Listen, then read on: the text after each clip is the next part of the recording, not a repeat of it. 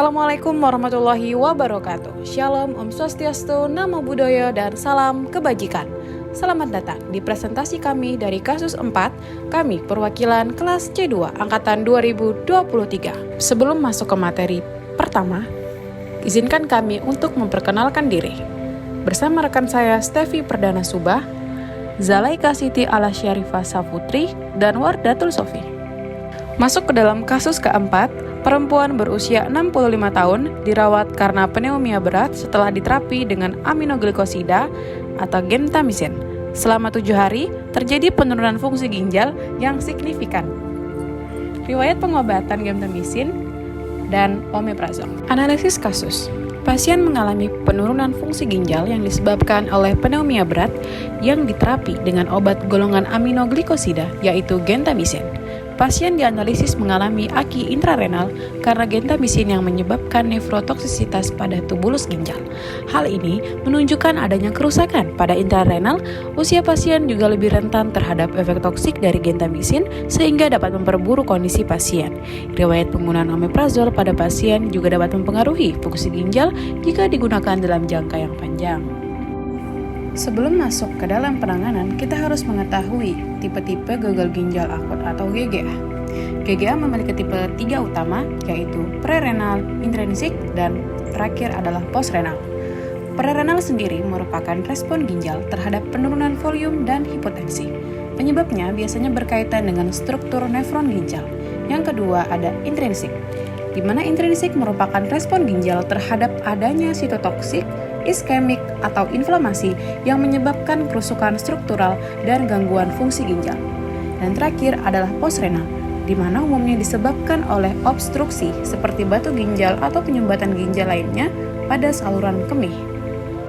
Berikut merupakan mekanisme gentamisin yang dapat menyebabkan nephrotoksisitas. Terlihat pada peta konsep di bawah, gentamisin dapat meningkatkan infiltrasi makrofag di jaringan ginjal. Makrofag ini menghasilkan mediator inflamasi yang memperburuk kerusakan sel ginjal. Yang kedua, gentamisin merangsang oksidasi protein yang merusak struktur dan fungsi protein di sel ginjal.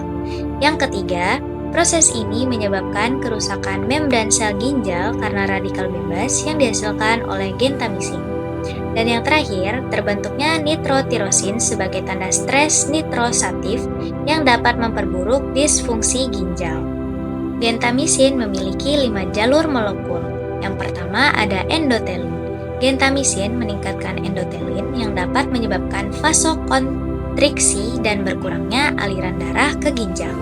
Yang kedua, P38-MAPK dan TNF-alfa, yaitu molekul ini meningkatkan inflamasi di ginjal dan dapat memperburuk kerusakan jaringan.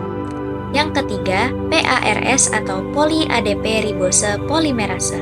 Aktivasi PARS dapat menguras energi sel ginjal yang dapat menyebabkan nekrosis. Yang keempat, NF-kB atau nuclear factor kappa B.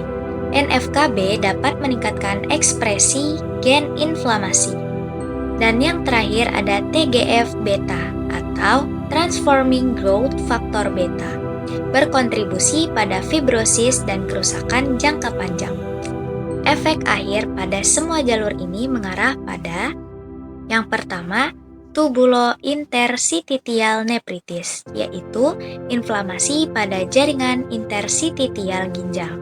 Yang kedua, renal tubular necrosis, yaitu kematian sel di tubulus ginjal. Yang ketiga ada glomerular damage, yaitu kerusakan sel glomerulus. Yang terakhir ada decreased glomerular filtration rate atau GFR, yaitu penurunan fungsi penyaringan ginjal. Akhirnya, gentamisin dapat menyebabkan gagal ginjal akut jika digunakan dalam dosis tinggi atau dalam jangka waktu lama. Saran atau solusi kasus. Solusi kasus yang pertama, pemberian ceftriaxone, penggantian terapi gentamisin dan mengganti dengan antibiotik yang lebih aman bagi ginjal seperti golongan cefalosporin, yaitu ceftriaxone. Pemberian antibiotik memiliki tujuan untuk mengobati infeksi. Dosis antibiotik golongan cefalosporin harus diperhatikan karena Obat golongan cefalosporin diekskresikan secara utuh melalui ginjal. Cefalosporin adalah antimikroba beta-laktam yang digunakan untuk mengelola berbagai infeksi yang disebabkan oleh gram positif dan gram negatif. Ceftriaxone adalah generasi ketiga cefalosporin. Ceftriaxone dapat diresepkan untuk mengobati meningitis yang disebabkan oleh H. influenzae, Neisseria meningitidis, atau Streptococcus pneumoniae. Penggunaan omeprazol dapat didiskusikan kembali dengan dokter untuk dosis yang sesuai setelah terkena gagal ginjal akut atau jika sudah pemakaian jangka panjang. Maka disarankan untuk penggantian obat omeprazol dengan obat ranitidin yang merupakan antagonis H2 yang lebih modern dan mungkin lebih baik dibandingkan omeprazol. Ranitidin dapat membantu mengurangi gejala refleks asam dan MAH. Ranitidin bekerja dengan mengurangi sekresi asam lambung. Sekian analisis kasus yang dapat kami sampaikan. Jika ada kekurangan, mohon dimaafkan. Terima kasih. Wassalamualaikum warahmatullahi wabarakatuh.